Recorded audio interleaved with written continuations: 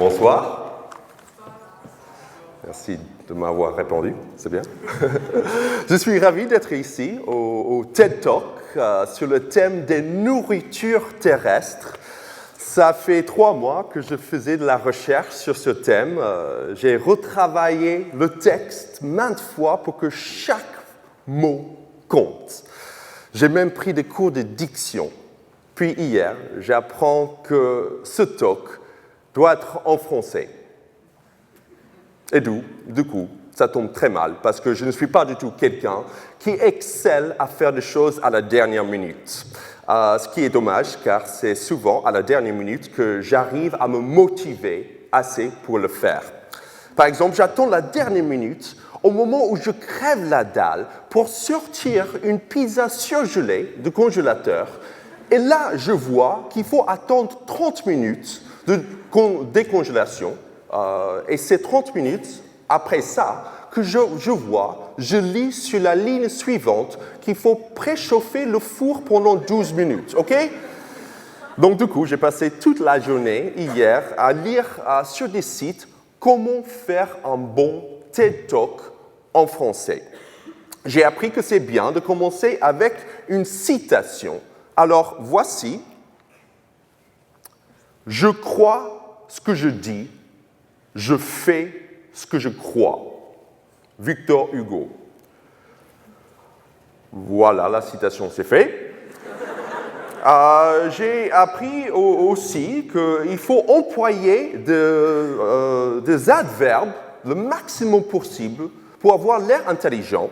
Alors, j'ai fait une liste d'adverbes afin d'être sûr d'avoir le minimum syndical. Alors, effectivement, absolument, assidûment, méticuleusement, intrinsèquement. Voilà, ça c'est fait aussi. Et bien sûr, il faut faire beaucoup de pauses afin d'accentuer le propos. Mais la chose primordiale pour faire un bon discours en français, et là, tous les avis sont unanimes, c'est de parler français. Du coup, j'ai passé toute la nuit dernière à apprendre la langue française. Je me suis arrêté à l'aube au chapitre sur le subjonctif. Alors, je m'excuse d'avance si je ne l'emploie pas, ok? C'est un peu chiant. Parce que moi, je ne suis pas francophone à la base. Je sais que vous vous dites, oui, on sait. C'est à cause de mon accent. Je parle vraiment comme ça, ok? Je parle un peu comme les Québécois, dans le sens qu'on n'a pas besoin de sous-titres, mais s'il y en a, on va les lire. Tu vois, ce genre d'accent. Et souvent, mes amis américains, ils me demandent si après 12 ans en France, si maintenant je rêve en français. Parce qu'apparemment, ça c'est le signe qu'on est complètement bilingue. Mais non, je rêve toujours en anglais. Mais maintenant, je cauchemarde en français. Et je dis ça parce que le temps qu'on passe dans un nouveau pays, quand on ne parle pas la langue, correspond un peu à l'âge social qu'on nous donne. Si tu parles comme un bébé, tu seras traité comme un bébé, ok?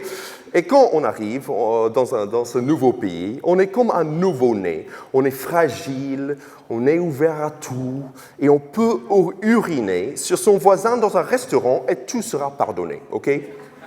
Histoire véridique, ok? Dans mon premier vol, New York-Paris, je faisais des exercices dans mon livre de langue française de base comme un fœtus qui se préparait pour le monde qui l'attendait. Un vol de 9 heures, c'est un peu, dans un avion, c'est un peu comme le 9 mois qu'on passe dans le ventre de sa maman. On n'a pas assez de place pour étirer les jambes. La nourriture vient vers nous et c'est déjà pré-mâché.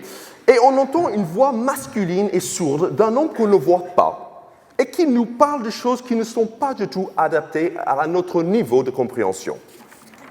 Et j'ai pris des cours intensifs de français le lendemain de mon arrivée sur le territoire français.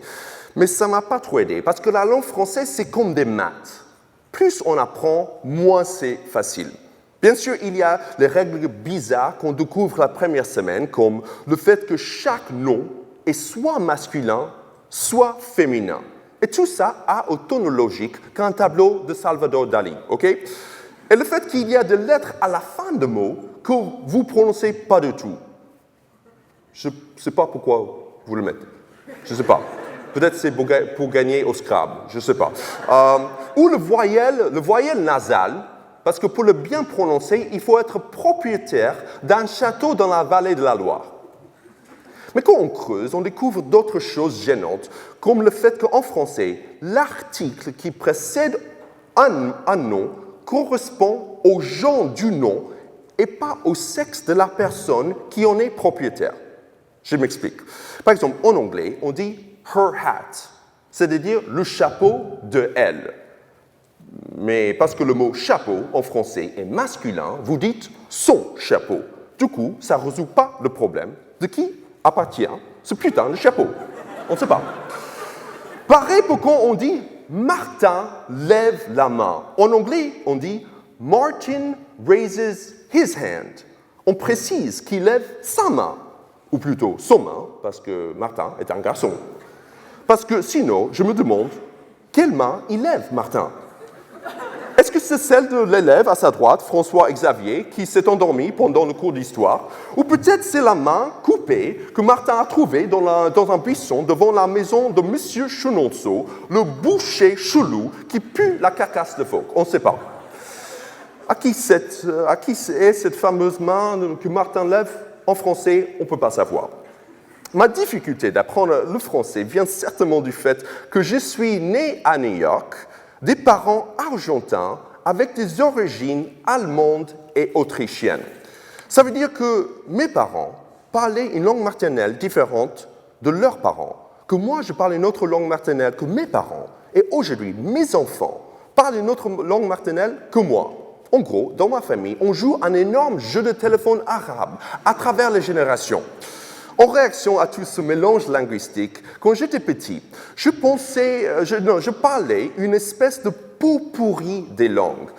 Je me suis dit inconsciemment, si tout le monde parle sa propre langue, eh bien, moi aussi.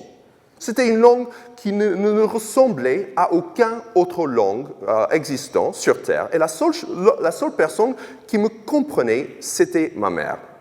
En pensant qu'il allait me motiver, mon père me disait régulièrement « Parler une autre langue vaut $1 million ». À quoi je répondais à chaque fois « Je préférerais plutôt avoir $1 million ». Tout de suite, je lui faisais le calcul. Avec $1 million, tu peux facilement te payer un cours intensif de langue étrangère et avoir au moins $950 000 qui te restent. Certes, dans le cas des cours à l'Alliance française, il vous reste que $500 000, mais c'est quand même une bonne affaire. D'un autre côté, ma mère s'inquiétait pas mal concernant mon incapacité à répéter les mots qu'elle me disait, à un tel point que, pour voir si je n'étais pas malentendant, elle m'a emmené voir un ORL.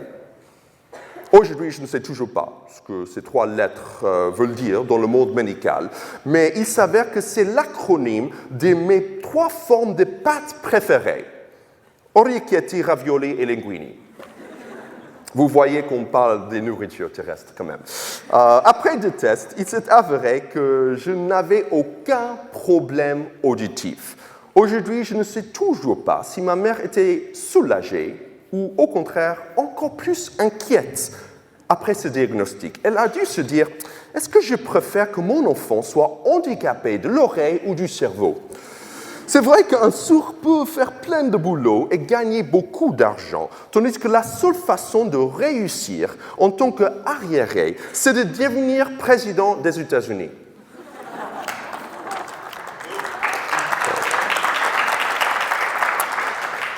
C'était le moment politique de discours.